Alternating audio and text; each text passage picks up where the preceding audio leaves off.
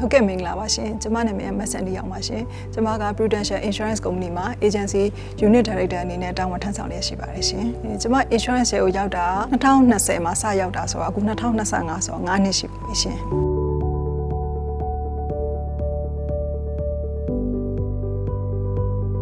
တာဟာမကန်အကြံပေးအလုပ်ပေါ့နော်ဒီ financial advisor ဆိုတာလူတွေအများကြီးကိုကူညီလို့ရတယ်ဒီလူတွေအများကြီးကိုငွေကြေးနဲ့ပတ်သက်ပြီးတော့အကာအကွယ်တွေအများကြီးရအောင်ကူညီပေးနိုင်တဲ့အလုပ်ပေါ့နော်တစ်ဖက်ကလည်းကိုယ့်အတွက်ဆိုလို့ရှိရင်လည်းဝင်ငွေတွေအများကြီးလဲရှာလို့ရတယ်လက်ရှိမှာလည်းမြန်မာနိုင်ငံသားတွေအတွက်လိုအပ်နေတဲ့အကူအညီတွေအကာအကွယ်တွေအများကြီးကိုကူညီပေးနိုင်တဲ့အလုပ်ဖြစ်တယ်ပေါ့နော်ကျမတို့ကစီးပွားရေးတစ်ခုစတင်ပြီဆိုလို့ရှိရင်ကိုလုပ်ချင်တဲ့ business ပေါ်မှာမူတည်ပြီးတော့သိန်းကိုရာနဲ့ချီထောင်နဲ့ချီအများကြီးရှင်းရတယ်နောက်ထပ် business တစ်ခု new business ကိုသိန်းရာချီထောင်ချီရင်းဖို့ဆိုတာဒီကျင်းတီအောင်မြင်မှာလားဆိုရင်ဘယ်သူမှအာမခံပေးနိုင်အောင်ဆိုတော့ဒီ insurance ကြတော့ကိုဘာမှလည်းမရင်းရဘူးကိုအဓိကကိုစ조사ရတယ်အားစိုက်ရတယ်ဟိုဇွဲလုံးလားဝရိယပေါ့နော်အဓိကလေ့လာသင်ယူမှုအဲ့ဒါလေးတွေအားစိုက်ပြီးတော့စ조사ရုံနဲ့ကိုဒီအလုပ်ကလူတွေအများကြီးကိုလည်းကူညီလို့ရတယ်ကိုစ조사ရင်စ조사နိုင်တဲ့လောက်ကိုလည်းဒီနိုင်ငံခြားကုမ္ပဏီကြီးဖြစ်တဲ့အတွက်ကိုဝင်ငွေတွေလည်းအများကြီးရှာလို့ရတယ်ဆိုတော့ကျွန်မအဲ့ဒီဟာကိုယူသွတ်တယ်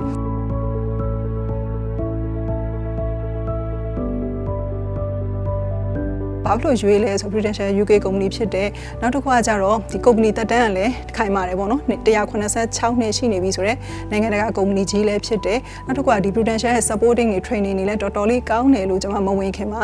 လေ့လာသိရှိရတယ်ပေါ့နော်နောက်ဆုံးတစ်ချက်အရေးကြီးဆုံးကကျွန်မစိတ်ဝင်စားဆုံးတစ်ချက်ကကျတော့အရင်တော့ကျွန်မက Prudential ကိုသိထားတာကဒီ corporate တွေနဲ့ဒီ banking တွေနဲ့ bank assurance တွေနဲ့အဓိကလဲပတ်တယ်ပေါ့နော်အများဆုံးလူတွေကိုကူညီပေးနေတယ်လို့ကျွန်မသိထားတယ်ဒါပေမဲ့ကျွန်မဒီတကယ်ကိုကုမ္ပဏီတွေရွေးပြီးတော့ရှင်ပြီးတော့ရွေးနေတဲ့အချိန်မှာသိလိုက်ရတာဒီ Prudential မှာဒီ agency channel ပေါ့နော်ကျွန်မအရင်တော့အာမခံတဲ့ဝင်တဲ့အချိန်မှာတော့ယူသွတ်ခဲ့တဲ့ team အကြီးနဲ့ run ချင်တယ်ဆိုတော့အိမ်မက်ကိုအကောင့်ထဲပေါ်နိုင်တဲ့ဒီ Prudential မှာဒီ agency channel ကိုစပြီးတော့ grow ဖြစ်အောင်လုပ်နေပြီဆိုတဲ့ဟာကိုကြားလိုက်တယ်ဆိုတဲ့အချိန်မှာအဲ့ဒီခုနပြောခဲ့တဲ့အချက်တွေအကုန်လုံးအခြေခံပြီးတော့ပဲကျွန်မဒီ Prudential မှာအောင်မြင်မှုကြီးရအောင်လုပ်မယ်လူတွေအများကြီးရဲ့ဘဝတွေကိုကူညီပေးမယ်ကိုယ်နဲ့လက်တွဲပြီးတော့အလုပ်လုပ်တဲ့လူတွေအများကြီးရဲ့ဘဝကိုအောင်မြင်အောင်ကူညီပေးမယ်လို့ဆုံးဖြတ်ပြီးတော့ကျွန်မ Prudential ကို join ဖြစ်တာဖြစ်ပါတယ်ရှင်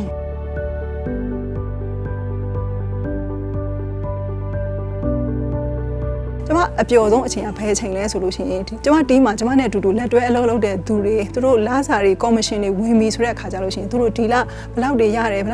ဆိုလာကြွားပြီဆိုရင်ကိုကဝင်းတာတယ်ဘာလို့ဆိုလက်ရှိပုံမှန်ဘဝတွေခက်ခဲနေတဲ့အချိန်မှာကျွန်မကလူတစ်ယောက်ကိုခက်ခဲနေလို့ကိုယ့်ရဲ့ပတ်ဝန်းကျင်ကတငယ်ချင်းဒါမှမဟုတ်ကိုယ့်ပတ်ဝန်းကျင်ကအသိမိတ်ဆွေတစ်ယောက်ခက်ခဲနေလို့သူ့ကိုတစ်လ3သိန်းပေးပါတစ်လ5သိန်းကူညီပေးပါဆိုရင်ကျွန်မမကူညီပေးနိုင်ဘူးဘာလို့ဆိုအကုန်လုံးမှာကျွန်မမှလည်းကျွန်မအခက်ခဲရှိတယ်ဒါပေမဲ့ကိုနဲ့လက်တွဲအလုပ်လုပ်ရင်းနဲ့ကိုပြောတဲ့အလုပ်ကိုကျွမ်းကျင်တဲ့အလုပ်ကိုအောင်မြင်တဲ့အလုပ်မှာသူ့ဝင်ငွေတွေအများကြီးအောင်ကူညီပေးအတူတူရိုးသားလက်တွဲလုပ်ရင်းနဲ့စူးစမ်းရင်းနဲ့ဒီလုပ်ငန်းမှာအောင်မြင်အောင်ကူညီပေးမယ်ဆိုရင်ကျွန်မကူညီပေးနိုင်တယ်ဆိုတော့ကျွန်မအဲ့လိုပုံစံမျိုးနဲ့ကိုယူသွတ်ပြီးတော့ဒီလုပ်မှာလုပ်ခဲ့တယ်အဲ့လိုလူတွေအများကြီးဒီအလုပ်နဲ့ဒီ business နဲ့အောင်မြင်သွားပြီဆိုလို့ရှိရင်ကျွန်မအရန်ပြောတယ်အရန်ပီတိဖြစ်တယ်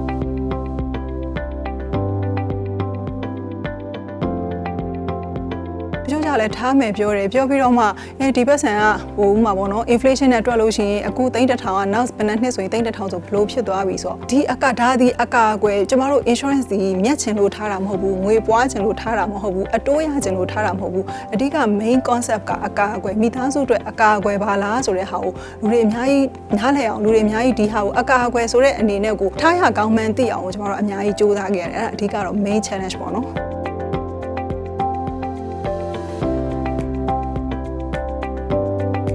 အဓိက ethic လို့ကျွန်မမြင်တယ်ပေါ့နော် ethic လို့မြင်တယ်ဆိုတော့ကျွန်တော်တို့က customer back ကိုလည်းကိုကအများကြီးကို customer ကိုရောင်းချင်တဲ့ customer ကိုကူညီပေးမဲ့ customer ဘာလို့လဲသူ့မှာဘာခက်ခဲရှိလဲဥပမာကိုရောင်းချင်လို့ sales ရရုံနဲ့သူ့ case အကြီးကြီးတွေရောင်းနိုင်လို့မရအောင်သူ့ဝင်ငွေနေထားဘလို့ရှိလဲသူ့မှာကြွေးမြီပြဿနာဘလို့ရှိလဲသူ့မှာမိသားစုပြဿနာဘလို့ရှိလဲအဲ့ဒီဟာတွေကိုလည်းသူ့ရဲ့ဝင်ငွေအနေထားနဲ့သူတကယ်ပုံမှန်နှစ်ရှည်ခေါင်းအေးနဲ့သွင်းနိုင်တဲ့အနေထားဟုတ်ရဲ့လားအဲ့ဒီဟာတွေကိုကျွန်တော်တို့အများကြီးချိန်ပေးဖို့လိုတယ်အဲ့လိုမဟုတ်ဘဲနဲ့ကို sales step ပို့တစ်ခုတည်းနဲ့လောဘကိုအခြေခံပြီးတော့ရှောင်းလိုက်လို့မရဘူး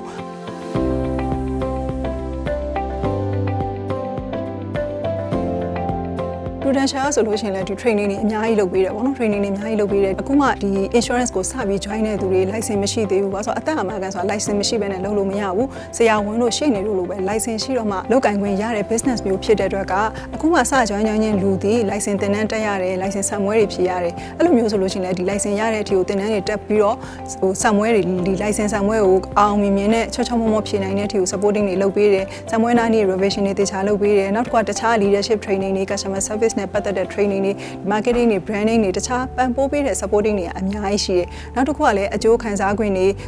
ကိုစ조사လုပ်တာဒီ company တစ်ခုတည်းအတွက်မဟုတ်ဘူးကိုနိုင်ငံကလူတွေအကာအကွယ်ရဖို့တစ်ခုတည်းအတွက်မဟုတ်ဘူးကိုအတွက်ကြည့်လို့ရှိရင်လည်းကိုအတွက်ကကိုစ조사ရင်စ조사နိုင်တဲ့လောက်ကိုဝင်ငွေတွေအများကြီးရှာလို့ရတယ်ဥပမာနိုင်ငံခြားကြိုက်တဲ့လူတွေဆိုလို့ရှိရင်လည်းနိုင်ငံခြားမှာသင်တန်းတွေ training တွေတော့တက်လို့ရတာရှိတယ်နောက်တစ်ခုကဒီကိုအရန်စ조사နိုင်လို့ထူးချွန်တဲ့သူတွေဆိုလို့ရှိရင်လည်းနိုင်ငံခြားမှာဒီ incentive trip တွေအများကြီးကိုလည်းပို့ပေးထားတာတွေရှိတယ်ဆိုတော့အများကြီးပေါ့နော်ဒီ Prudential ပံ့ပိုးထားတာတွေအများကြီးရှိတဲ့အတွက်ကို join ချင်တဲ့သူတွေအများကြီးဆိုလို့ရှိရင်ဒါတကယ်ကို join တဲ့ company တစ်ခုဆိုတာလေးကိုကျွန်မပြောချင်ပါတယ်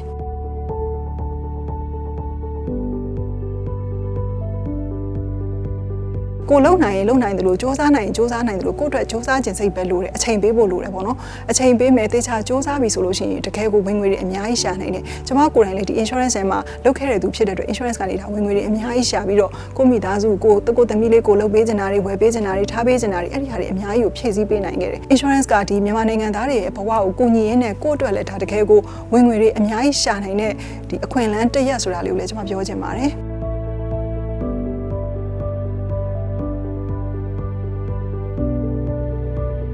ကျွန်မလည်းဒီမကြီးဖြစ်လာအောင်ပေါ့နော်မြန်မာနိုင်ငံမှာဒီမကြီးနဲ့လူတွေအများကြီးရဲ့ဘဝတွေမြန်မာပြည်သားစုတွေအများကြီးရဲ့ဘဝကိုအကောင်းဆုံးဖြစ်အောင်ကူညီပေးမယ်တခါကျွန်မ team ထဲကိုရောက်လာတဲ့သူတွေလည်းအဲ့လိုပဲသူတို့အကုန်လုံးကလည်းတယောက်